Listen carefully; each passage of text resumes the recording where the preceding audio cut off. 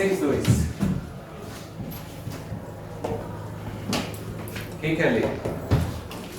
Levai as cargas uns dos outros e assim cumprireis a lei de Cristo. Muito bem.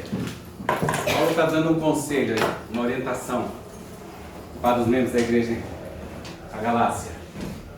Levai as cargas uns dos outros. Isso é bem cristão, não é?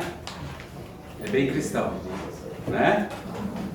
Isso é que a gente deve fazer. Bom, eu acho que, de certa forma, um dos objetivos, talvez o principal objetivo de nós estarmos aqui, é justamente o preparo que nós estamos buscando para servir melhor a igreja.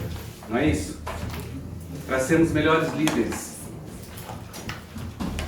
E o trabalho de liderança nada mais é do que servir. Jesus é o nosso maior exemplo de liderança.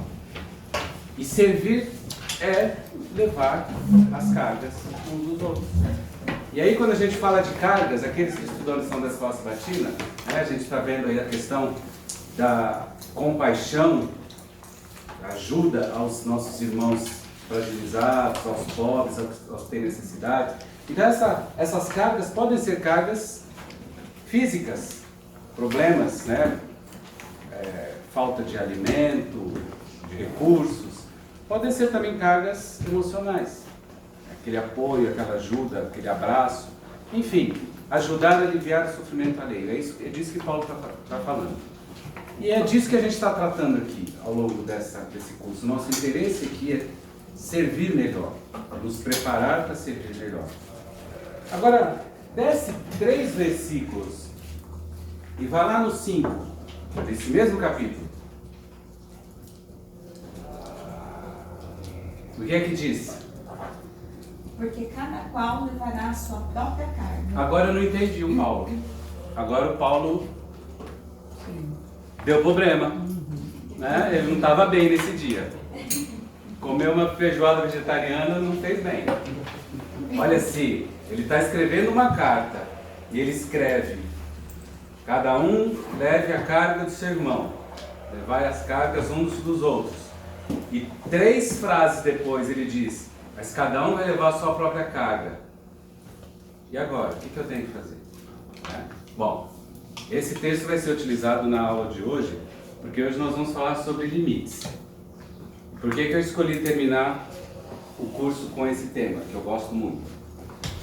Porque nós escolhemos ao longo desse módulo 2 enfatizar a inteligência no sentido de administração de conflitos e relacionamentos. Não é isso que vocês viram ao longo do curso? Como melhor se relacionar e como administrar as relações, os conflitos. E eu vou mostrar para vocês aqui, de uma maneira bem sucinta e superficial hoje, mas para tentar chamar a atenção de vocês, eu vou tentar mostrar para vocês que, basicamente, todos os conflitos interpessoais que você já viveu na sua vida, que você vê na família, na igreja, na base deles tem alguma questão relacionada a limites. Sempre tem. Você vai entender isso nessa aula se você ainda não percebeu. Então, se você entender bem a questão de limites, e se você começar a treinar essa questão, caso você perceba que você precisa melhorar nessa área, ou alguém que está próximo a você precisa melhorar nessa área, se você investir nesse tema, você vai entender que isso previne na raiz praticamente a totalidade dos conflitos que você vive na sua vida. Ok? Por isso que é importante. Então, esse texto, nós vamos voltar nele daqui a pouquinho. Mas agora nós vamos orar, pedir a presença de Deus e pedir que Ele nos ajude a sermos esse tipo de servos, né? A estarmos preparados para podermos, de fato, carregar os fardos, as cargas uns dos outros. Quem gostaria de orar por nós? Quer um que se sentir tocado? Então. Senhor meu Deus, eterno Pai Celestial, muito obrigada mais uma vez por estarmos reunidos, aprendendo mais, Pai. Amém. Eu te peço que o Senhor esteja conosco, que o Senhor venha nos ensinar. No nome santo do Senhor Jesus Cristo. Amém. Amém. Então vamos lá. Antes de mais nada, eu gostaria de parabenizar vocês. Já estão abertos? senão a gente vai sufocar aqui, né? Ou então peço para ligar o ar. Acharam que tá muito quente. Não precisa, né? Então deixa só a cortina fechada, mas a janela atrás aberta para dar uma ventilada. Parabenizar todos vocês, guerreiros. Olha, essa turma aqui praticamente chegou em peso ao final. Diferente, eu tenho que fazer essa comparação, porque ela salta aos olhos, diferente da turma do módulo 2 de Campinas, que a gente teve lá algumas baixas. Mas vocês chegaram firmes e fortes até o final e eu quero parabenizar vocês. Deus abençoe o esforço de vocês. É possível, e a gente sabe disso, que na nossa realidade, na nossa igreja, muitas vezes a gente não tem o reconhecimento que a gente deveria. Nem membros leigos e nem pastores, nem líderes têm o reconhecimento muitas vezes que a gente espera e merece. Mas é certo, né? Ellen White tem um texto que ela disse: os anjos estão anotando cada detalhe, né? E é certo que um dia você com certeza vai ter o reconhecimento pelo seu esforço, pelo seu interesse sincero por investir no crescimento do reino de Deus nessa terra. Deus abençoe você e o seu esforço. É o nosso último dia, vamos terminar isso. E eu quero ver vocês na formatura no mês que vem. Né? Parabéns. Então vamos lá, gente. Limites.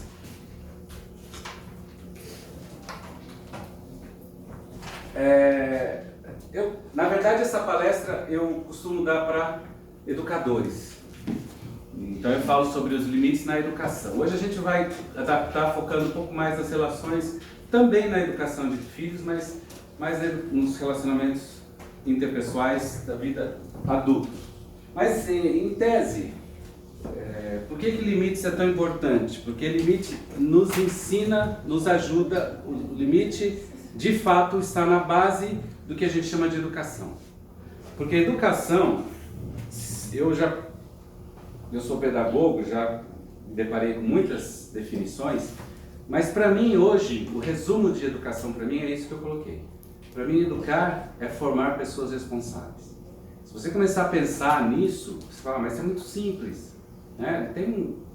Educar tem a ver, por exemplo, com relacionamento com Deus, mas se você começar a pensar com mais carinho, você vai ver que de fato tudo tem a ver com a sua capacidade de se tornar responsável. Então, por exemplo, você precisa se tornar responsável perante Deus. Nosso relacionamento com Deus é um relacionamento que precisa de responsabilidade, ou seja, as minhas escolhas são responsáveis perante Deus. Eu preciso ser responsável perante Ele por aquilo que eu faço, pelas consequências das minhas escolhas, pelo meu relacionamento com Ele. Então, no meu relacionamento com Deus, na minha vida espiritual, há que haver responsabilidade. O que Deus espera, na verdade, de nós é integridade, é inteireza, né, de caráter. E isso exige que você seja responsável. Lembra do episódio do Éden? Quando ele chega para Adão, Adão, o que você fez? O que ele responde? A mulher que o Senhor criou, aí Deus chega para Eva, o que foi que você fez? A serpente que você criou. O que é isso? Eximir-se da responsabilidade. Quando você é responsável perante Deus, mesmo quando você erra, e eu me arrisco a dizer, sem medo de errar, que Deus prefere que você erre do que você não escolha e não assuma a responsabilidade. Então, perante Deus, quando você erra e assume a responsabilidade, Ele pode fazer alguma coisa por você. Enquanto você delega a responsabilidade, ou se exime dela, o problema não sou eu, são os outros. Ele não pode fazer nada por você. Não é verdade? Então, por isso que educação é formar pessoas responsáveis em sua cidadania, na relação com o semelhante, com a igreja, com a família, com os filhos, né, com os pais. Isso é educação. E os limites estão na base disso. Vamos falar um pouquinho das estruturas do que a gente chama de limites. O que são limites? Bom, vamos pensar um pouco no concreto, a partir do concreto, né, para facilitar. Sua casa. Se você mora numa casa, não um apartamento. Quais são os limites da sua casa? O que determina ou delimita o limite da sua casa? Muros. Muro. Muito bem. Agora eu pergunto, os muros servem para determinar o que faz parte da sua casa e o que não faz parte dela, tá certo? Então a primeira coisa é isso. Limites são fronteiras que delimitam território. Esse território determina o que é meu, que faz parte da minha vida, e o que não é meu. Ok? Bom, para que você precisa de limites, de muros na sua casa? Segurança. Traduz. Praticamente, o que você quer proteger ou evitar? Que não haja uma invasão, ou seja, pessoas que você não quer que entrem. Não é isso? Mas é só para isso. Sensação de posse também, né? Que se delimita. Saber o que é seu. O que é seu. Seu ambiente. Muito bem. Em termos de proteção, você só protege daquilo que é ruim, que você não quer que entre?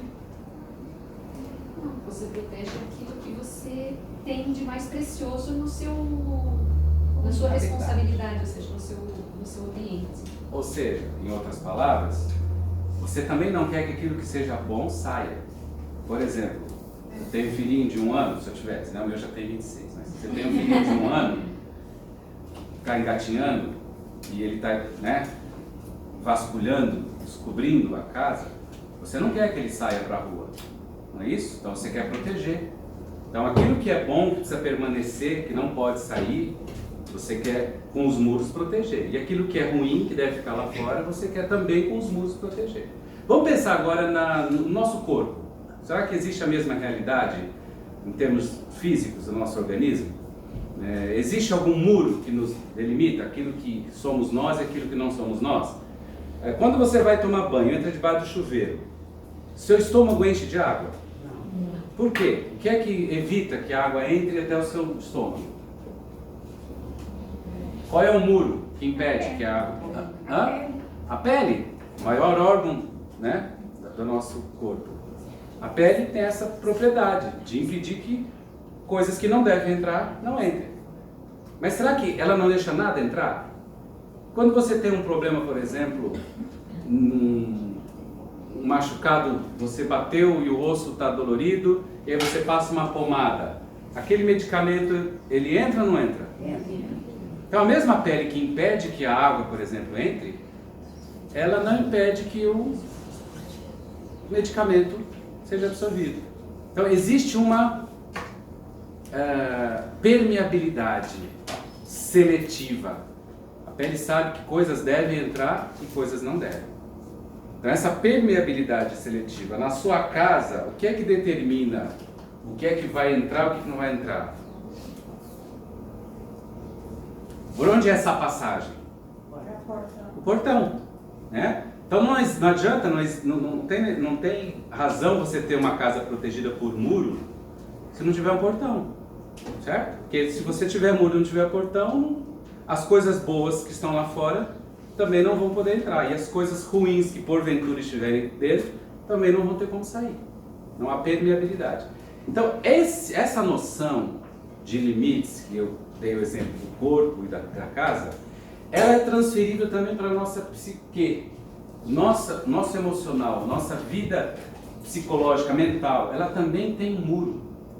Ou seja, nós precisamos e nós criamos, à medida que a gente se desenvolve desde a infância, limites, fronteiras. E essas fronteiras determinam justamente o que sou eu e o que é meu, distinguindo daquilo que não sou eu e não é meu. Mas também existe, nessa fronteira que nos delimita o nosso ego, também existe a permeabilidade, um portão. Por quê? Porque coisas ruins que acontecem dentro da gente precisam sair e coisas boas que estão lá fora precisam entrar. A gente precisa receber, por exemplo, conselho, ajuda, apoio, instrução, né? E a gente precisa muitas vezes colocar para fora mágoas, ressentimentos, chateações. Então tem que haver permeabilidade. Só para vocês terem uma ideia, existe uma deficiência de limites que ela é muito comum, a gente chama de limites invertidos. Ela é muito comum em pessoas que são abusadas. O que acontece com pessoas que são abusadas? Elas desenvolvem o chamado limite invertido. Elas fazem o oposto. Elas invertem. As coisas ruins não conseguem sair. E elas não conseguem receber coisas boas. Elas se fecham para receber ajuda e elas trancam todo aquele conteúdo negativo que ficou por conta do episódio de abuso. E elas passam a viver com isso invertido,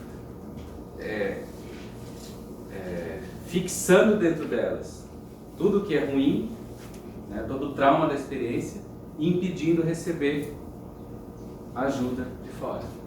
Então, os limites bem estabelecidos, saudáveis na vida da gente, eles têm que ser permeáveis, tem que ter esse mecanismo de você ter bem definido e você saber ser responsável por aquilo que está no seu limite e saber também, isso talvez seja mais difícil, não ser responsável por aquilo que não está nos seus limites, por aquilo que não é seu, ou não pertence a você, não diz respeito a você. Ou seja, não invadir os limites dos outros. Então, voltando naquilo que eu falei no início, vocês vão começar a perceber ao longo da minha fala que todos os conflitos interpessoais têm a ver com basicamente duas coisas. Ou alguém não se responsabilizou adequadamente pelo que é sua responsabilidade, ou alguém invadiu o que é responsabilidade do outro. Tá? Sempre está envolvido essas duas coisas. Também gostaria de dizer o seguinte para vocês. Na minha vida, eu acredito, assim, se você parar para pensar e perguntar, professor, quais são os livros que mais, de todos que você leu e já gostou, mas os dois que fizeram mais, causaram mais impacto na sua vida, no sentido de ensinar, de mudar a sua visão? Talvez 3 eu selecionaria. Um no âmbito espiritual, que eu não vou mencionar, mas 2 no âmbito de relacionamento. Um deles é um livro que é escrito para casais, que eu utilizo para fazer a palestra de casais, que é Ela Deseja, Ele Precisa, perdão, o contrário, Ela Precisa, Ele Deseja, construindo um relacionamento à prova de infidelidade. Esse é o subtítulo. Esse livro é fantástico, vai ser lido em casal, ele tem exercícios, construindo um relacionamento à prova de infidelidade. Esse livro assim, impactou muito a minha vida. E o outro livro que eu indicaria para vocês é o que eu uso como base para a aula de hoje. Ele chama-se Limites. Quando dizer sim, quando dizer não, assumindo o controle da sua vida. Esse é o subtítulo. Esse livro, depois os autores ainda desdobraram, escreveram limites no namoro, limites na educação dos filhos, eles vão lembrando, mas o básico inicial, esse livro que dá a ideia é esse limites. Quando dizer sim, quando dizer não. Hã? Quando dizer sim? Quando dizer não. Quando dizer não. Assumindo o controle da sua vida. Os autores são Henry Cloud e o outro eu não lembro o primeiro nome, é Townsend. São 2 psicólogos americanos. Então a aula de hoje, na verdade, ela assim, é uma pulguinha atrás da orelha, uma reflexão para despertar em vocês a curiosidade, mas o que na verdade eu gostaria que vocês lessem esse livro. Eu acho que, se não me engano, ele é disponível até em PDF na internet. Se eu não me engano, você consegue ele. Tá? Mas, de qualquer forma, consiga, leia, para você aprofundar, porque lá tem muitos exemplos, eu vou dar alguns exemplos aqui, e é fantástico. Você começar a treinar a sua vida e perceber a importância que existe em você desenvolver limites saudáveis. E todos nós temos alguns problemas em termos de limites que a gente às vezes não percebe. E com esse livro a gente consegue perceber e consegue... E o importante do limite saudável, vocês vão perceber, que não é simplesmente você evitar conflitos, é você se proteger. Ou seja, às vezes você é uma pessoa boa em estabelecer limites, mas a pessoa que está ao seu lado não é. E aí a pessoa tenta sempre invadir os seus limites. Então, quando você permite que a pessoa invada os seus limites, você é prejudicado. Então, entender esses conceitos é importante porque, além de prevenir o conflito com o outro, você também previne que outros te prejudiquem, né? Você se protege de invasão. Então nós vamos entender isso melhor. Entender essa questão da responsabilidade. Agora eu queria acrescentar mais uma coisa. A gente está falando aqui de responsabilidade, do que é meu, do que sou eu. Não é só da questão física, né? Não estamos falando só de propriedade, de casa, nós estamos falando de emocional também. Então veja bem, é muito difícil muitas vezes as pessoas se responsabilizarem por seus sentimentos.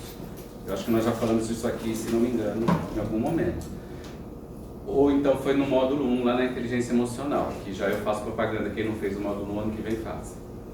Na inteligência emocional a gente fala disso. Por quê? É muito importante aprender a se responsabilizar por aquilo que você sente. Muita gente faz como Adão e Eva. Quando alguma coisa acontece, você fica mal, com algum sentimento que você acha que é ruim, medo, raiva, né, mágoa, normalmente a gente culpa as outras pessoas. Não, eu estou assim por causa de fulano, foi ele que fez. Queridos, ninguém tem o poder, a menos que você confira, mas ninguém tem o poder de pegar o sentimento e colocar dentro de você. Quem gera o sentimento é a sua interpretação do fato ou daquilo que foi dito. O sentimento dentro de você, seja a emoção dentro de você, qual que seja, alegria, medo, raiva, mágoa, ressentimento, qual que seja, ela depende de uma mediação. Ou seja, eu preciso, com a minha inteligência, interpretar de alguma maneira, e aí para interpretar aquele acontecimento ou aquela fala de alguém, normalmente eu me baseio em experiências passadas minhas, certo? Muitas vezes aquilo me traz uma experiência passada. De qualquer forma, eu dou o significado para aquela situação, e a partir do significado que eu dou, eu gero um sentimento.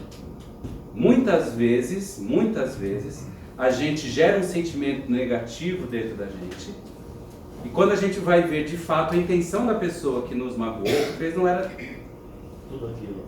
Não era aquela. A pessoa, muitas vezes a pessoa tem a mesma intenção, né? Mas em muitos casos não. A pessoa não tinha intenção nenhuma, não, mas você disse isso. Então, gente, até aquilo que você sente é responsabilidade sua. Se você está magoado, está chateado, é porque você... né? Jesus não era injuriado, injustiçado, não foi injustiçado a vida inteira, perseguido. Você via em Jesus mágoa, ressentimento, sentimento de vingança? Não. Ele o tempo todo perdoava, amava, compreendia. Então, por quê? Porque Augusto Cury fala muito disso, né? Ele não permitia que a interpretação daquilo que faziam dele ganhasse um caráter, um significado negativo. Então, a emoção, desculpa, a pessoa colocou que às vezes a influência é de um passado, e não necessariamente um passado muito distante, pode ser um passado de minutos anteriores, né? Sim. E a emoção que você explorou dentro de você pode definir, influenciar a reação e a atitude que você vai ter para frente, né? Então, às vezes você está culpando uma pessoa de uma coisa, na realidade está lá dentro de você uma coisa que tem a ver com outra coisa. Exatamente. Que a pessoa... Porque, por exemplo, se eu fui uma pessoa que fui muito humilhada na infância, ou rejeitada, todas as vezes que eu perceber em alguém alguma atitude que eu possa interpretar como humilhação ou rejeição, eu vou dar um peso muito maior naquilo do que uma pessoa que não teve uma experiência de rejeição, humilhação no passado. Porque aquilo machuca, é uma ferida muito sensível para mim. Então, de qualquer forma, não é o ato da pessoa que tem o peso, é a minha interpretação que dá o peso, certo? Então, toda vez que você sentir alguma coisa em relação a alguém, você tem que ter isso em mente. Peraí, o que eu estou sentindo é responsabilidade minha. Agora eu posso escolher o que eu vou fazer com isso. Ou eu vou tentar resolver de uma maneira produtiva com a pessoa, né? Ou eu vou ficar com o meu sentimento aqui, com a minha mágoa, remoendo, né? Apegado à minha dor, ao meu martírio, né? É uma opção sua. Mas não tentar justificar o que você está sentindo, vivendo, como fez Adão e Eva. Não, mas é aquela pessoa lá, não, mas é a igreja, não, mas é o mundo que me persegue, que me maltrata, que me machuca. Então, assuma a responsabilidade até pelo que você sente. Isso também é limite. Ok? Sabe que o mundo, desculpa. Pode falar, não. Sabe que o mundo até normatizou e acha normal você justificar que você tratou mal alguém porque você estava chateado. Então isso não ajuda no ambiente de um crescimento emocional. Com certeza. Não ajuda. Porque o indivíduo pode dizer, não, está justificado que eu estava mal comigo mesmo e eu tratei aquela pessoa desse jeito. Então isso também não é positivo para quem está querendo buscar realmente a identificação emocional de emoções mais forte, né? Sim. Não resolve. E você acaba achando justificável, corre o risco de achar justificável. Dar uma boa explicação para você ter errado. Eu tenho razão de fazer isso assim. Exatamente. E que os outros têm a obrigação de compreender, está justificado diante dos outros que eu fiz isso porque eu estava com essa emoção, com essa situação, né? Então, Sem maturidade para suas emoções. Né? Sim. Gente, participem, tá? Porque para não ficar a palestra muito enfadonha, hoje é muito conteúdo e eu tinha algumas coisas de vídeo e tal para colocar, mas não vai dar tempo. Então eu tive que condensar. Então, para não ficar tão bastante só eu falando, eu quero a participação de vocês, tá? Dê exemplo, participe. Tem um texto que eu coloco aí, da Bíblia, para vocês verem como a Bíblia fala de limites. Provérbios 4:23. Eu não sei quem lembra esse texto, mas eu vou lembrar vocês. Sobre tudo o que se deve guardar, completem. Guarda o seu coração. Está falando de limites. Protege o seu coração, protege os seus sentimentos, né, de influências negativas de fora, de ataques, seja lá de qualquer ordem. Então, quando o provérbio de Salomão diz, olha, sobre tudo que você deve guardar, guarda o seu coração, protege, coloca muro, né? Guarda bem, tanto aquilo que é bom para você estar dentro, como aquilo que é ruim que não pode entrar. Esses são limites, tá? Agora vamos pensar em limites na vida. E aqui a gente vai entrar no texto que eu dei no início, na meditação. Então, limites na vida. O objetivo é criar responsabilidade. Delimitar a responsabilidade. O que é minha responsabilidade sobre o que eu sou e sobre o que é meu e o que não é minha responsabilidade. Isso está no âmago, na origem do conceito de limites. E aí a gente vai para o texto então que a gente leu. Primeiro a gente vê Paulo dizendo, carreguem, levem as cargas uns dos outros. E depois ali 3 versículos abaixo, cada um vai carregar o seu próprio fardo. Na palavra de origem grega, o primeiro versículo, quando ele diz, levem as cargas uns dos outros, o termo traduzido como carga, ele indica a ideia de alguma coisa tão pesada que alguém não possa carregar sozinho.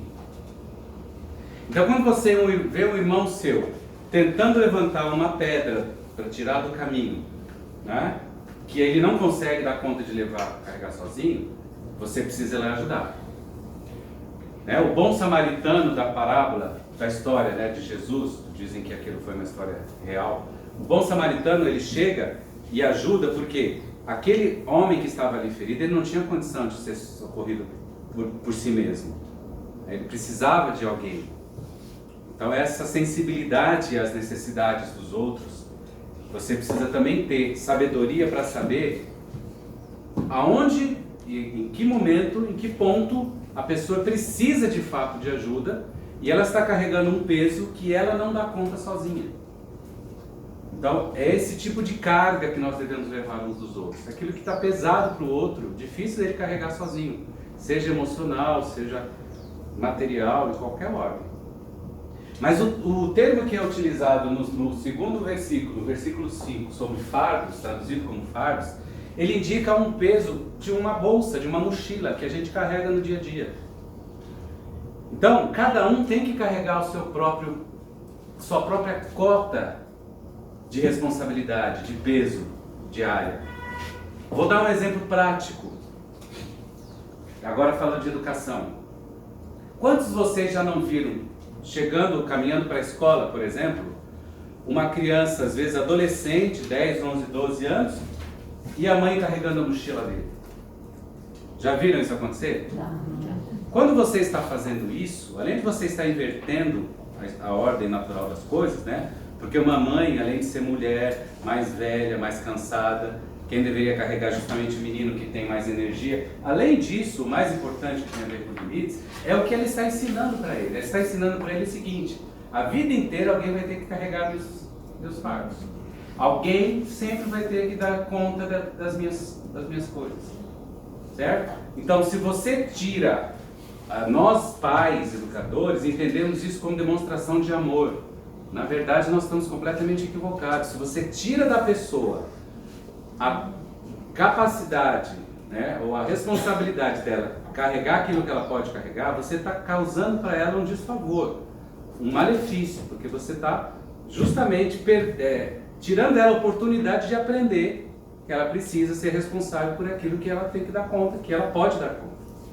Então, tudo aquilo que seus filhos podem, na idade deles, dar conta. Então, se uma criança tem condição, né, inteligência, força, energia suficiente para chegar em casa, pegar o sapato dela e levar no quarto e não deixar no meio da sala, se você, mãe, faz isso por ela como demonstração de amor, você está justamente ensinando ela a não ter limites.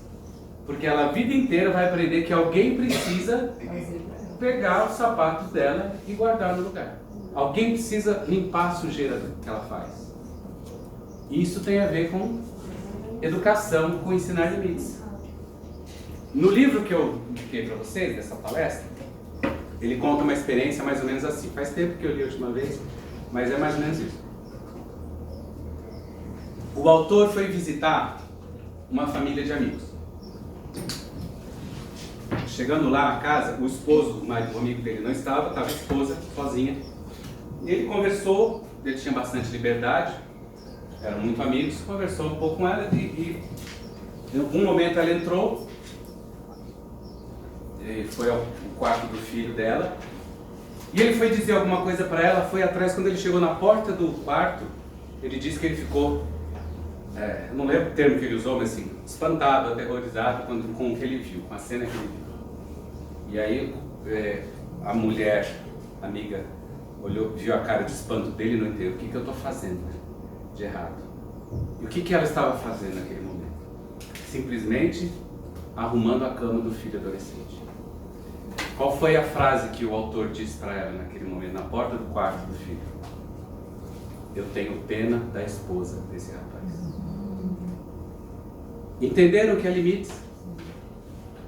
Todas as vezes que você precisa tomar uma decisão em relação à educação de um filho, ou em relação ao relacionamento seu com o marido, com mulher, com funcionário, com amigo da igreja, toda vez que você precisa tomar uma decisão, você tem que pensar, especialmente com filhos, com crianças, você tem que pensar não na consequência imediata daquilo, mas em termos educativos, de relacionamento, o que aquilo vai promover para o futuro. Porque nós, muitas vezes, por isso o subtítulo do livro é Quando dizer sim, quando dizer não. Muitas vezes nós escolhemos dizer sim ou dizer não para as pessoas, sejam nossos filhos ou as pessoas em geral, por questões de conveniência nossa e não por uma questão educativa, construtiva. Vou dar um exemplo, mais um exemplo para vocês. Imagina uma criança, todo dia o pai chega em casa cansado, senta na poltrona do sofá da sala, liga a televisão para assistir o jornal ou pega o jornal, o papel e vai relaxar lendo aquilo.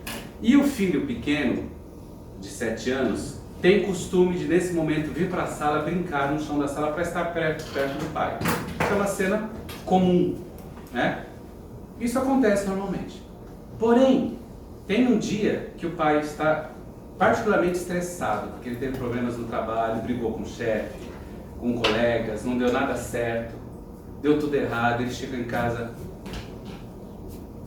muito indignado, muito bravo, muito irritado, estressado. E aí ele chega em casa, sem querer conversa com ninguém, e vai para a poltrona dele relaxar um pouco, ter um momento de paz. E aí, em seguida, vem o filhinho dele, de 7 anos, com aquele trenzinho que ele ganhou no Natal, que faz um barulho terrível, né? Fica pitando, e vai brincar aos pés do pai dele, como ele está acostumado a fazer. E o que ele recebe? O que ele ouve?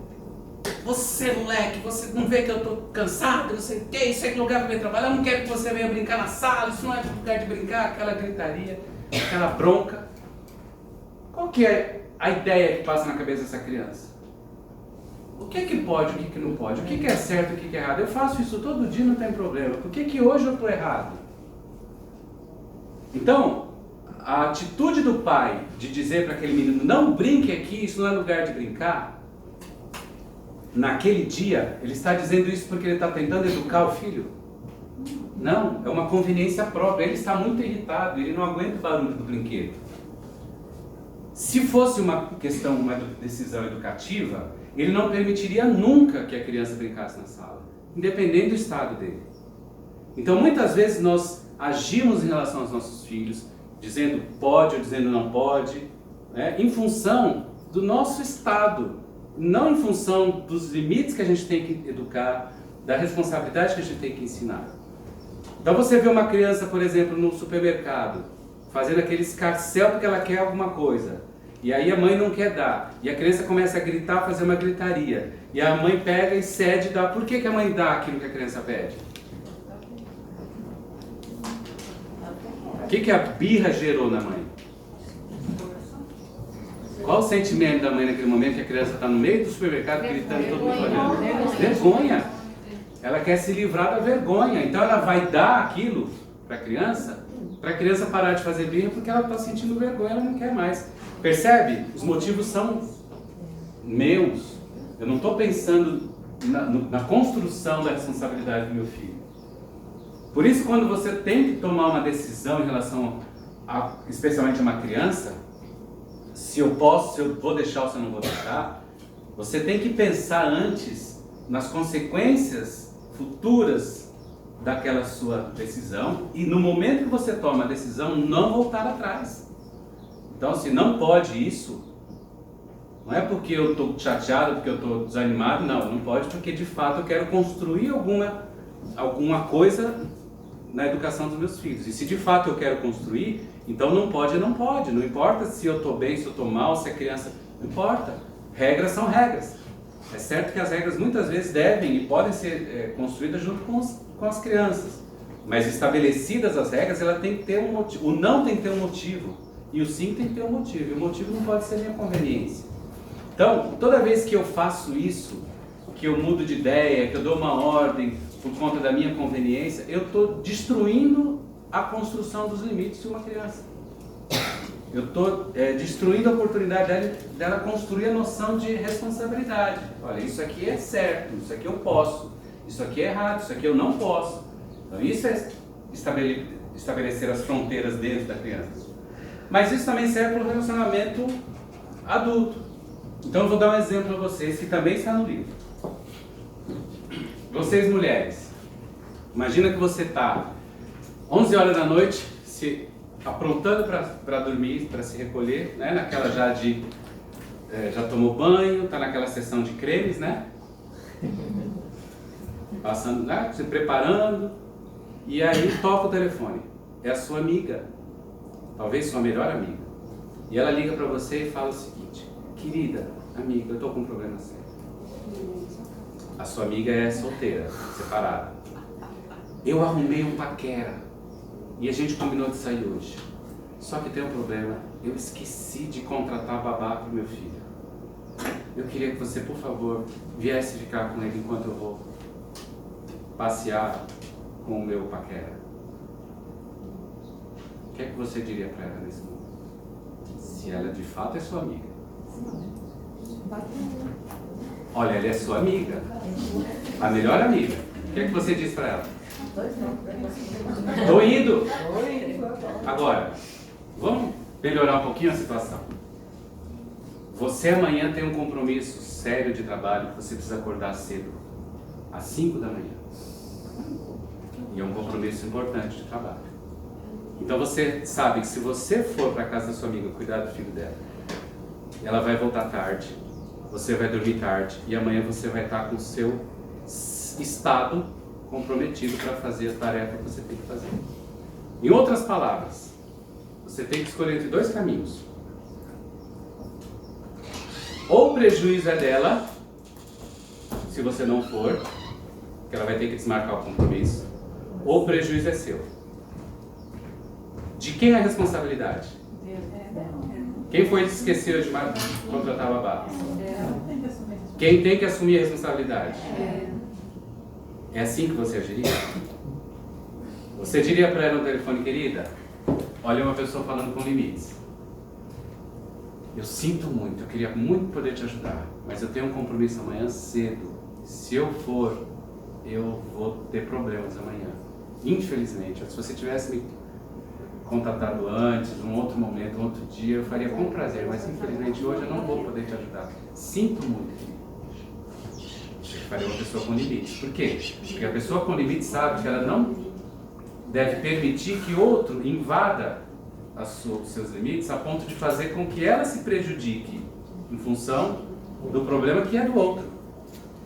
Agora, como é que trata uma pessoa que não tem limites? Vamos pensar na amiga que ligou. Como que a amiga reagiria? Ah, amiga, você não vai me ajudar. Quantas vezes eu já quebrei teu galho? Você vai me deixar na mão agora? Eu pensei que você fosse minha amiga de verdade, né? Me deixar na mão, isso não é coisa de amigo. O que ela está fazendo? Chantagem. Manipulação. Isso é comum em pessoas que não têm limites. E aí, como é que você se sente nesse momento? Culpada. A culpa é a artimanha dos manipuladores. O manipulador sempre faz com que você se sinta mal se não fizer o que ele quer. Ou você não é cristão o suficiente, ou você é egoísta, ou você não é amigo de verdade. E aí você se sente mal, culpado, poxa, eu estou deixando a minha amiga na mão, não, eu vou lá. E amanhã quem está arrebentado no compromisso de trabalho, quem é? Ela? Não é você. Ela criou o problema, ela esqueceu de contratar a babá, ela foi para o passeio, ou seja, ela não perdeu nada. E você, no dia seguinte, além de estar estraçalhada de manhã para trabalhar, ainda está com aquela sensação de eu sou uma mula, por que é que eu não falo não? Por que que eu não disse não? Já sentiram isso? Você se sente mal com você mesmo por não ter estabelecido o limite. Então, de qualquer jeito você vai se sentir mal se você for uma pessoa com limites, com problema de limites. Ou você vai se sentir mal porque não ajudou a sua amiga, deixou ela na mão, ou você vai se sentir mal porque ajudou e aí no dia seguinte você percebe que você está mal, não está desempenhando o seu trabalho como deveria, e aí você se arrepende e fala, por que eu não falei não? Você vai se sentir mal de qualquer jeito. Eu acho que nessa situação, se fosse por uma prova de doença, um acidente, Sim, é diferente. com certeza. Completamente diferente. Com certeza, né? Uma coisa diferente, a pessoa te liga dizendo, meu filho acabou de sofrer um acidente, meu marido está viajando, não tem ninguém para levar no hospital. Aí você passa a noite em claro. É uma outra situação, né? Diferente, muito bem colocado. E estão começando a entender a questão? Onde que acontecem os limites? Se você começar a prestar atenção nisso e começar a pensar nos conflitos que você tem vivido, tem visto na sua igreja ou na sua casa, você vai começar a perceber que tudo tem a ver na origem com invasão, ou alguém que não assume suas responsabilidades, ou alguém que assume responsabilidade alheia. Vou dar mais um exemplo prático para explicar para vocês. Vem na mente agora. Agora um exemplo, dois exemplos que eu vivi. Um com a minha irmã. Minha irmã era casada até uns anos atrás, hoje não é mais. Mas ela morava em Hortolândia nessa época. Ela trabalhava no IASP, meu cunhado é médico, ex-cunhado, né? É médico. E é uma pessoa maravilhosa, meu cunhado. Mas ele tem uma característica, sabe aquela pessoa completamente atrapalhada, desorganizada? Aquela pessoa assim, muito visionário, cheio de ideias, mas pessoa descontrolada em tudo na vida. Músico tem muito disso. Descontrolada financeiramente, descontrolada com compromisso. Sabe a pessoa que assume 2, 3 compromissos na mesma hora, achando que vai dar conta de tudo, e você fala, mas não vai dar. Não, tá tudo sob controle, pode deixar. E aí se enrola todo, chega atrasado num, perde o outro. Pessoa enrolada. E aí um dia, ele tinha que viajar para um serviço, não sei o que era, um congresso, o que era. Ele ia tomar um avião em Viracopos. E ele ia tomar um avião em São Paulo, e a minha irmã tinha que levá-lo numa rodoviária para ele tomar o ônibus.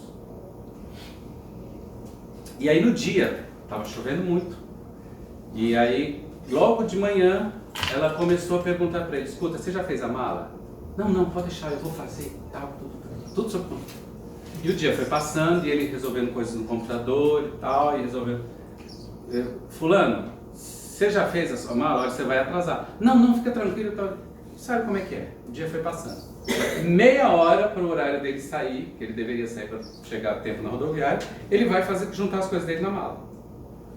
Aquela correria, aquela bagunça, cadê aquilo, sabe a pessoa que não, né? Onde é que eu deixei? E aí deixa você maluca, né? Porque onde é que eu pus? Eu não sei, mas aquela correria, pá, coloca tudo na mala, sai carregando uma coisa aqui, outra coisa, tudo pendurado e vai naquela... Vamos embora, chamando... Vamos entrar no carro, e a minha irmã entrou no carro, e ele foi do lado, porque ele estava cheio de coisa, na pressa, e vai aquela chuva.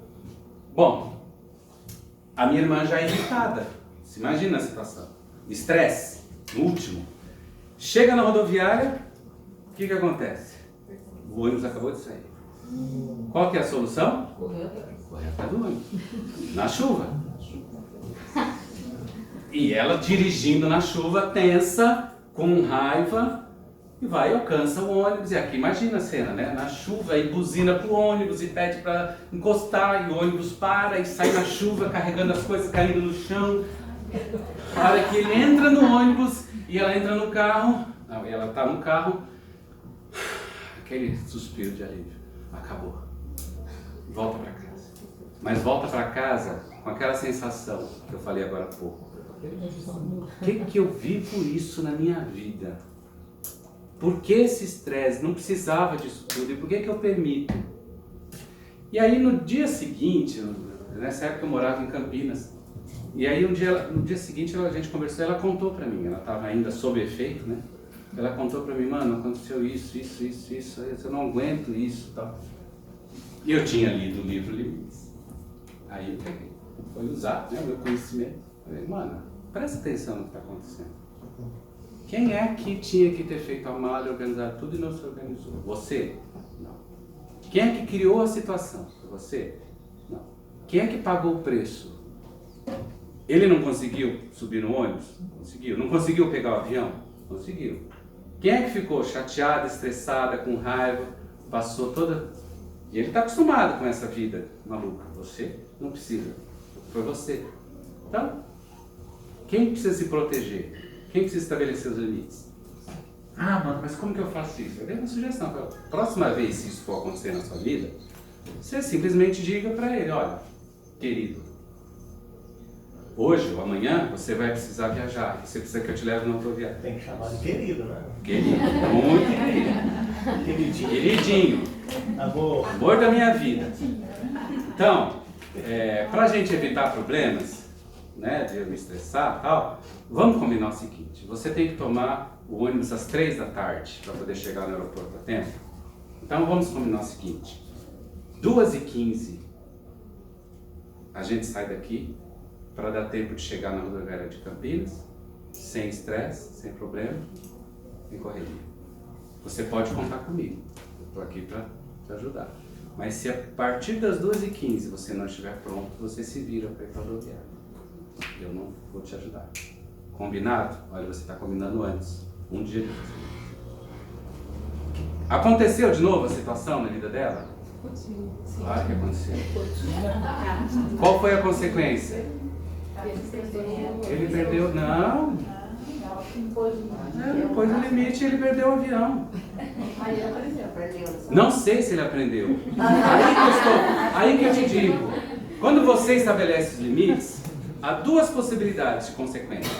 Ou a pessoa aprende com os erros dela, ou pelo menos, se ela não aprender, você se protege.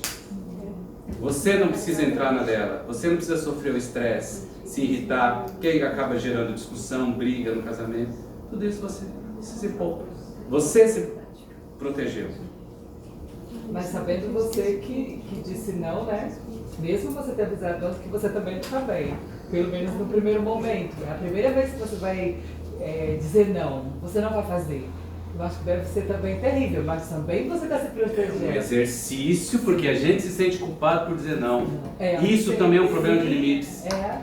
O problema nosso de limites. Quando você se sente culpado por dizer não, alguma coisa está errada com você. E se, no caso agora, a própria pessoa que perdeu o avião, a primeira reação dele para administrar essa perda,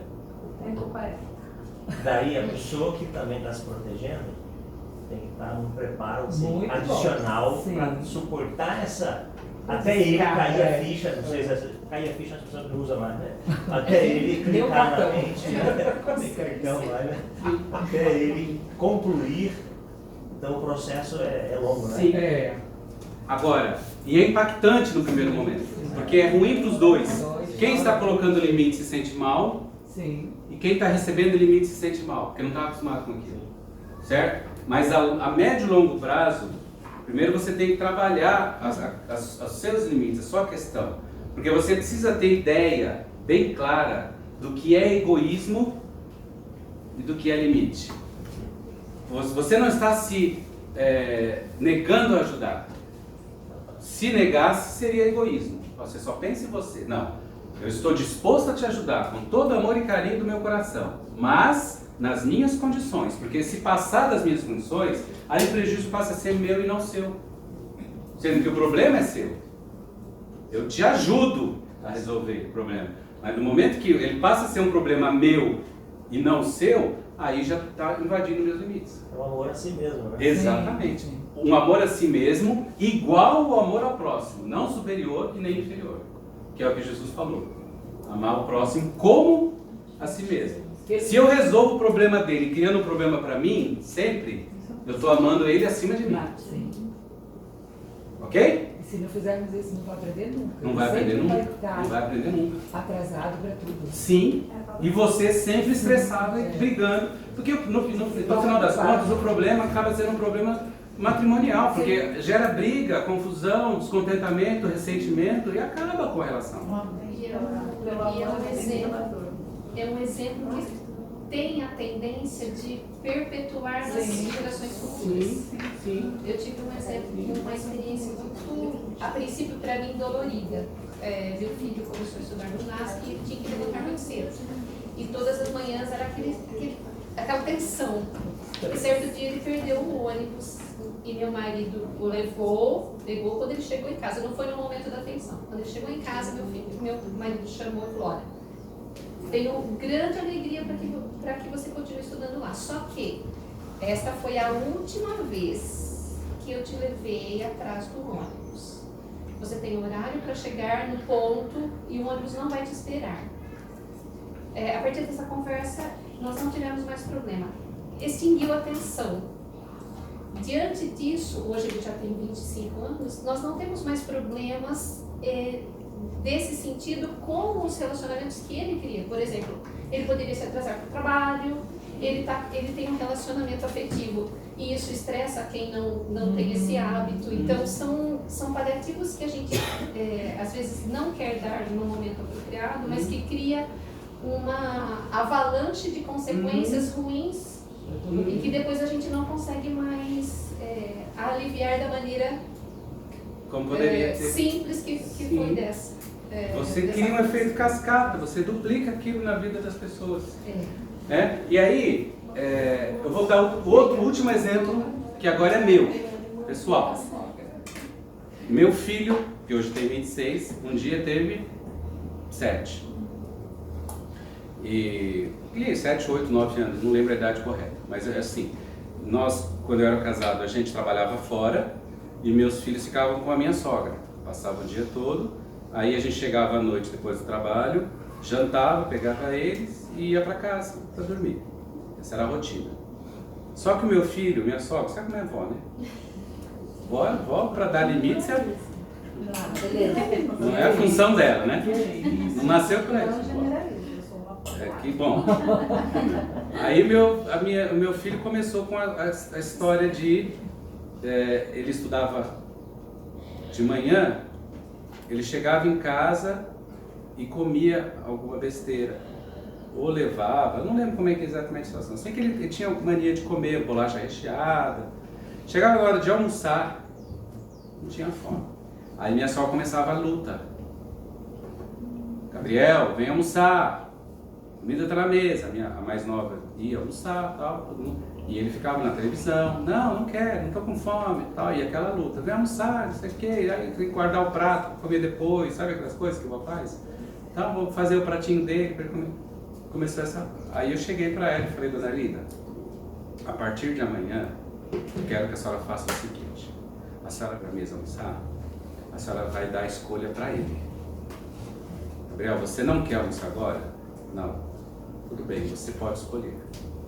Poder escolher é muito importante para a educação, para a formação de responsabilidade, de limites numa criança. Os pais que não deixam os filhos escolherem, eu sofro desse tipo de educação. A lei áurea na minha casa era: criança não tem querer. Uma criança que não tem querer se torna um adulto que não sabe o que quer. Porque ela nunca aprendeu a escolher, a fazer escolhas. E então, dá escolha para a criança. É claro que a escolha, ela depende da faixa etária.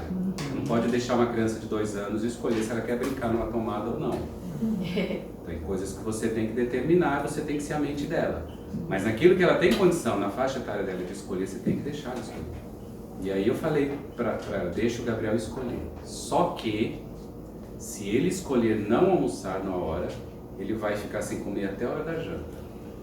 Nada de biscoito, nada de bolacha, nada de nada.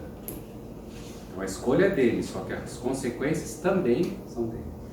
É assim que Deus educa a gente. Deus te perdoa, mas Ele não elimina as consequências. Porque quando você baixa a cabeça e faz uma besteira, e você sofre as consequências, é uma chance que Ele te dá de você aprender, de você ser educado. Gabriel, no dia seguinte, escolheu o quê? Não comer. Gabriel ficou com fome a tarde inteira. No outro dia, vocês acham que ele escolheu o quê? Não comer. Demorou uns 3 dias para ele se tocar que ele ia ficar com fome, que era melhor ele comer. Né? Então, não é fácil assim, né? No dia que você não dá a pessoa, às vezes a pessoa acaba... E a avó morrendo cada tarde. E a avó morrendo na tarde para colocar os limites, entendeu? No fundo, até hoje eu não sei se não corria ali a minha ausência. Eu não sei, mas enfim, a situação resolveu, né? Então, isso é limites.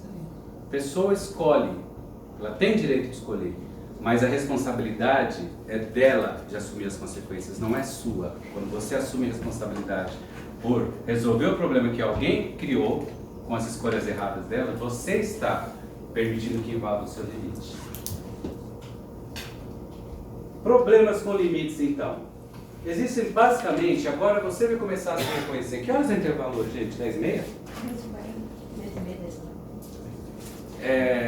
Você vai começar a se reconhecer agora, ou reconhecer quem do seu convívio, né? Esse aí é o meu marido. 4 perfis, pessoas com problemas de limites, clássicos. Primeiro é o aquiescente. Aquiescente é aquele que não consegue dizer não para ninguém. É aquela pessoa que disse para a amiga no telefone, não, então tá bom, tal, e vai cuidar dos filhos da amiga, e vai amanhã no dia seguinte estar com a consciência pesada por não ter falado não e estraçalhada para trabalhar de manhã cedo. Então esse é o aquiescente, aquele que não consegue falar não para ninguém. Qualquer pessoa manipula, dá uma chantagem, a pessoa... não, porque senão eu sou egoísta, porque senão eu não sou cristão, né? Se eu for falar não. Então tem essas ideias que aí correm muito na mente do aquiescente, né? Para justificar a sua falta de limite, não, eu tenho que fazer isso porque senão eu sou egoísta, senão eu não sou cristão. Os esquivos. Os esquivos são aqueles que dizem não para o que é bom, ou seja, eles não aceitam ajuda, eles não permitem. Tem aquele perfil clássico da pessoa que tem problemas, como eu falei no início, de abuso, né? Ele não aceita. Você chega para tentar ajudar a pessoa não diz diz não para aquilo que é bom. Ela não aceita, ela nunca precisa de ajuda.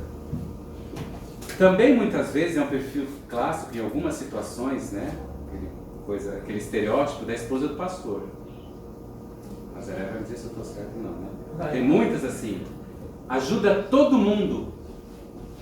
É uma mulher forte, todo mundo vê, nossa, quando o pastor ajuda todo mundo. Mas ela tem as suas fragilidades, mas ela não consegue receber a ajuda de ninguém.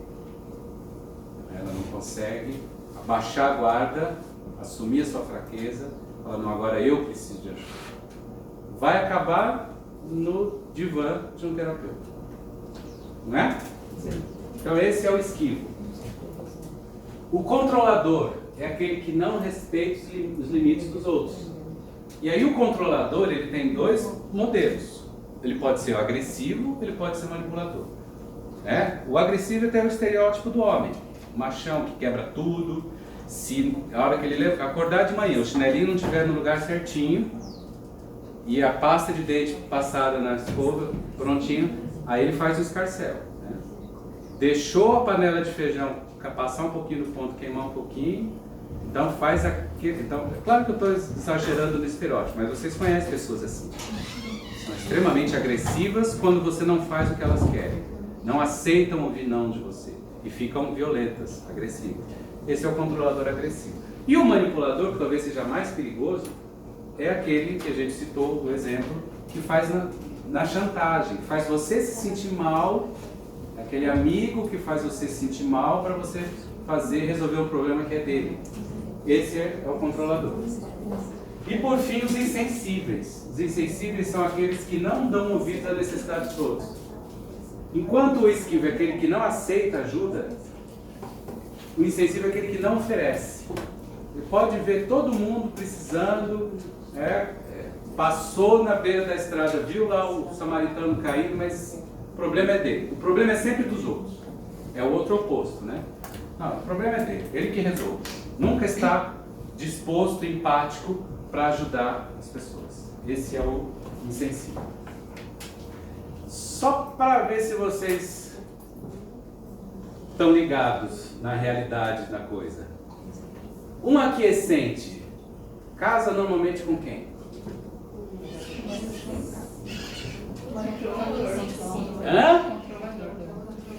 Controlador. Todo controlador precisa de um aquiescente para manipular, para fazer tudo do jeito que ele quer, na hora que ele quer. Então, se você tem um marido, uma esposa controladora, provavelmente você é um aquiescente. Você é uma pessoa que não sabe dizer não. E vice-versa. Se você está casado com alguém aquiescente, provavelmente, não estou generalizando a regra, tá? Provavelmente você é um controlador. Você precisa de alguém do lado que não diga não para você nunca. Mas pode mudar. Mas pode ter um misto também aí. Pode, de perfis. Pode misturar, né? Eu estou sendo assim. Não, eu digo assim, pode mudar também. De repente, você não é tão permissivo. Você não deixa ser controlado. E aí, com o tempo de tão, digamos assim, prática não seria a palavra, de tão persistência da pessoa que é do controlador, que consegue te manipular. Sim. Agora, o que eu estou falando, eu estou sendo extremo, né? Sim. Na verdade, o que normalmente acontece na relação do casal, por exemplo, e na amizade também, mas no casal é mais fácil você perceber isso, é que os papéis de controlador e manipulador vão se alternando. Momentos em que o seu marido ou a sua esposa é controladora e usa de chantagem para te manipular, e há momentos que você assume isso, usa de algum tipo de manipulação. Então isso vai alternando. Tá? Isso, às vezes, numa discussão a gente vê. Um começa como controlador, né? Porque você tal, outro se coloca como vítima, daqui a pouco vira a mesa. Não, mas peraí, mas você fez aquilo, tal, né? Então, aí o outro começa a se sentir mal, aí se vitimiza. Então esses papéis, vítima, manipulador, eles muitas vezes são alternados na própria relação. Isso que o senhor está explicando também não tem a ver com pessoa passiva-agressiva? Passividade. Passividade Sim, agressiva. sim. Uma hora ela manipula, Sim. então, e sempre se perde vítima, porque o passivo-agressivo é assim, né? Sim. Sempre se perde vítima. Sim. Muitas vezes a pessoa passiva, que a gente acha que é o aquiescente, pode ser o manipulador. A passividade não significa que sempre a aquiescência. Muitas vezes a passividade a pessoa usa de artifícios para manipular, se fazendo de vítima, fazendo com que o outro se sinta mal. No passado, a psicologia analisava o comportamento humano e dividia ele em esses temperamentos, né? Hoje não se fala muito mais nisso, né? Porque, claro, que uma apresentação dela está acima de qualquer análise de temperamento. Você busca um ideal, né? Você vai para um ideal. Mas você acha que até que pontas isso hoje já mudou, já conseguiu-se haver um crescimento acima disso? Não sei se eu fui claro. Não, aquela ideia dos comportamentos permanece. Permanece. Você consegue harmonizar com essa questão. Certo. A pessoa pode ser controladora e ter qualquer um daqueles fleumático, sanguinário, qualquer um daqueles temperamentos. A pessoa pode ser aquiescente e ter qualquer um daqueles temperamentos. Ainda se analisa daquele ponto de vista ainda? Sim, ainda tem. Ainda existe, persiste. Na verdade, assim, no meio científico mesmo, a área acadêmica não vai por esse caminho, vai para o caminho da personalidade, que são outros critérios, outro perfil, né? O estudo da personalidade. Aquele temperamento ainda é reconhecido, mas não é tanto na linha do conhecimento do meio acadêmico, é mais no meio educacional, né? Mais no senso comum. Cientificamente mesmo, o que se pesquisa mais é a personalidade, que tem outros parâmetros. Porque dava a ideia de que quase que justificava, né, o comportamento em cima daquelas explicações. Sim. Isso é isso, é aquilo, né? Não, sim. Só que hoje você percebe que existe algo maior do que isso, né? Mas você vê aquilo ainda. Só que, por exemplo, você falava muito que Pedro era sanguíneo. Né? Eu confundo sanguíneo com sanguinário. Ele era sanguíneo. Mas o fato da pessoa ser sanguínea não significa que ela seja controladora. Às vezes o cara é estouradão, mas que tudo que manda ele faz. Tudo que pedem ele vive em função dos outros. Então, uma coisa não inviabiliza a outra. Aqui eu fiz um resumo num quadro, olha. Não consigo dizer não. O que eu sou? Eu sou um aquiescente. Né? Sente-se controlado pelos outros, se sente sempre mal por ser controlado, mas não consegue falar não. Ou eu não consigo dizer sim, aí eu sou insensível, eu não consigo ajudar ninguém, né? Apoiar ninguém, vivo no meu mundo, é o egoísta clássico. Ou eu não consigo ouvir não, aí eu sou controlador, não aceito que ninguém fale não, tem que ser sempre do meu jeito na hora que eu quero. Ou eu não consigo ouvir um sim, aí eu sou um esquivo, não consigo receber ajuda de fora. Tá? Agora, quais são os problemas comuns quando há excesso de limites? Excesso de limites na educação, por exemplo, é aqueles pais que só falam não, ou seja, são muito castradores. A criança não pode nada, aquilo que eu falei da minha educação. A criança não tem querer. Então você escolhe pela criança, a criança tem que fazer do jeito que você quer o tempo todo, é muita disciplina, né, rígida demais. O que acontece quando acontece esse excesso de limites, excesso de não? A consequência normalmente são filhos aquiescentes. Por quê? Porque se os filhos estão acostumados a ouvir não, eles vão continuar durante a vida que outros controlem a ele, assim como os pais controlavam. O livro Mente, Caráter e Personalidade, Ellen White escreve um texto onde ela diz que em muitos casos os pais são a mente das crianças. E quando isso acontece e as crianças perdem os pais, elas ficam perdidas na vida. Por quê? Porque alguém sempre foi a mente deles, sempre escolheu por eles. E aí quando perde isso, então os pais precisam ensinar autonomia para os filhos, precisam ensinar os filhos a escolherem, a pensar por si mesmos. E se você for muito controlador na educação, você tira isso do seu filho. Isso nos relacionamentos adultos também se aplica. Então, filhos aquiescentes. Quais são os sintomas de filhos aquiescentes? Normalmente eles são descontrolados, são dados a vícios e compulsões, porque eles não sabem dizer não também, eles não têm controle próprio, eles não acostumaram a dizer não para as coisas. Então é o tipo de criança ou adulto que, eu já me vi muito assim, você começa a assistir televisão, por exemplo, à noite, e aí vem um programa, vem outro, e daí você sabe que no dia seguinte você tem que acordar cedo, você tem compromisso, você vai estar com sono e você não consegue parar. Você vai, às vezes, até o corujão, porque interessou, cada programa que vem é interessante, você não consegue ligar a televisão. Porque você não tem o controle, você não aprendeu a controlar, a ter disciplina, porque alguém sempre controlou por você. Então, é muito comum os casos de... A gente acha que os libertinos, né, aquelas crianças mimadas que fazem tudo o que quer e tal, esses são mais dados à compulsão, a vício, a drogas. Então, muitas vezes é o aquiescente, que não tem controle. E hoje é o celular, né? Hoje é o celular, é o vício, né? Vai, Você não consegue parar. Então, tem problemas de autoestima, né? E pouca autodisciplina. Tendem a ser pessoas deprimidas.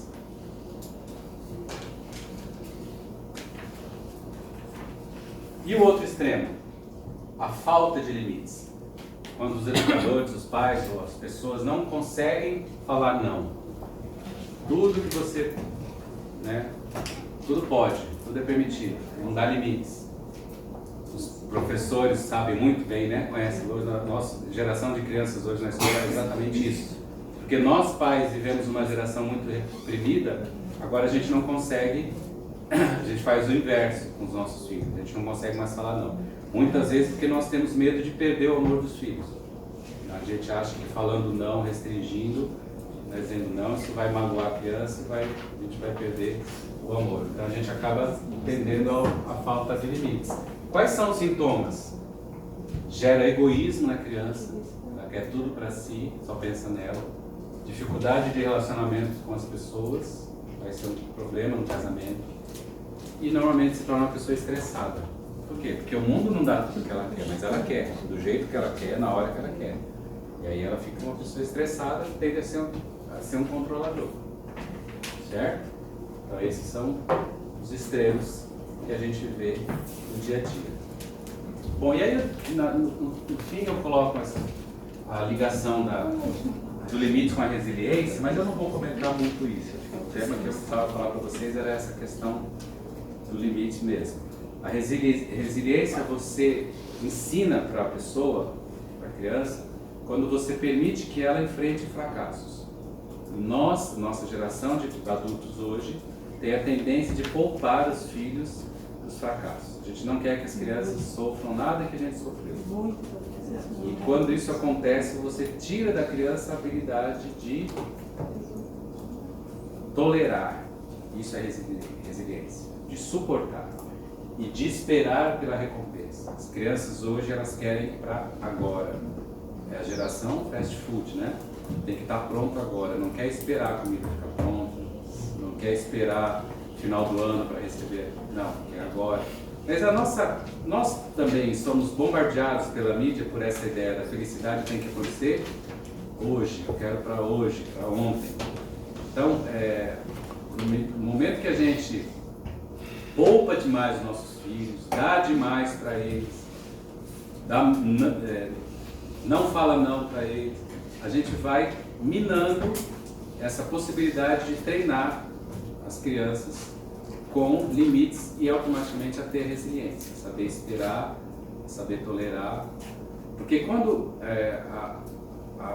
a ideia da família é justamente essa, você tem uma rede de apoio. A família é um embrião da sociedade. Então, a família é um lugar onde a gente nasce, cresce e experimenta nesse ambiente todo o protótipo de tudo aquilo que a gente vai viver no futuro como adulto.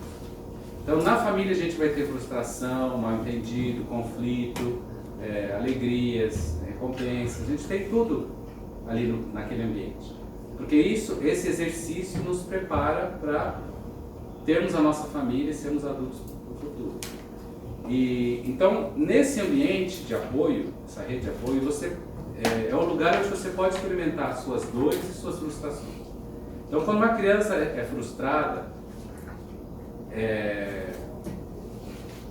tendo o apoio da família, tendo a rede de apoio, ou seja, tendo o pai e a mãe, onde ele pode ser aconchegado no momento da frustração, é justamente o antídoto para que aquela frustração se torne um problema, um trauma, né? Ele tem o apoio para poder ressignificar e aprender com aquela situação. Então, é muito importante que a criança passe por decepção, por tristezas, por frustrações, claro que não desnecessárias, né? Mas que a vida mesmo põe na escola, né? Com os amigos, gosta de uma menininha e leva fora dela. Os problemas que a criança enfrenta no dia a dia, criança e adolescente, é muito importante que elas sejam permitidas passar por isso e em casa ela ter o aconchego, a rede de apoio. Isso vai fazer com que ela entenda que ela pode superar os problemas, mas que ela precisa enfrentá-los. Quando você poupa a criança de tudo, aquela mãe que todo problema que a criança tem vai lá brigar com o professor, com o diretor, né? E faz questão de mostrar para a criança que está indo lá. Demonstração de amor para o meu filho, eu vou lá defender ele. Você está justamente ensinando seu filho a desrespeitar a autoridade. Né? Essa educação que você está dando para ele. Então, você para de poupar a criança. Ela tem que enfrentar algo, porque quando ela passar pela dor, você está ali para dar apoio, mas ela precisa enfrentar e entender que ela pode suportar. Então, a resiliência é justamente essa habilidade que você desenvolve à medida que você vai permitindo os fracassos, as frustrações, e isso vai ensinando a pessoa a ser tolerante, ensinando a pessoa que ela tem condição de superar, ela pode superar. Isso é muito importante na questão da constituição da pessoa, da responsabilidade e dos limites da pessoa. Para terminar, eu ia contar uma coisa que eu esqueci. Bom, se eu lembrar, depois eu mando por e-mail. Procure esse livro, leiam, analisem, vocês vão perceber o que eu falei para vocês no início. Todos os problemas de relacionamento e conflitos que você vê na igreja tem a ver com limites. E muitas vezes, é o que eu falei, você começa a treinar os seus limites dentro de casa, ou com seus amigos, mas a outra pessoa não tem limite. Fica aquela coisa, né? Você estabelece limites, mas o outro... Então você se proteja e deixe que o outro assuma a responsabilidade dele. O outro tenha os problemas que ele procurou, né, para ele, enfrente suas consequências e aprenda você aquilo que você precisa ajudar e aquilo que você não tem que socorrer, que não é da sua responsabilidade, que você não tem que se sentir mal por dizer não. Então aprenda a dizer não, filho, para marido, para esposa, no momento certo, é claro, né? Umas situações corretas. E vocês vão perceber que nas relações pessoais há muito vício, muita coisa que falta ser trabalhada por conta de limites. E muitas vezes é bom que você trabalhe isso se você é casado, em dupla. Porque às vezes você não percebe em você.